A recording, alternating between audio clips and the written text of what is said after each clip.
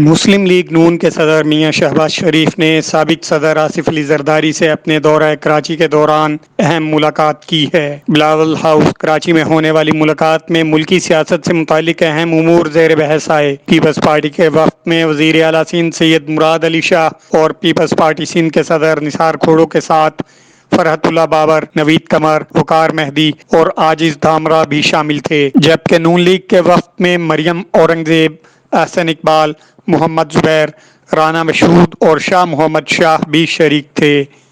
Bilawal house آمد پر آصف علی زرداری نے خود میاں شہباز شریف اور ان کے ہمراہ آنے والے نون لیگ کے وفد کا استقبال کیا۔ دونوں رہنماؤں کے درمیان اہم ملاقات ہوئی، جس میں ملک کی سیاسی اور معاشی صورتحال پر تبادلہ خیال کیا گیا۔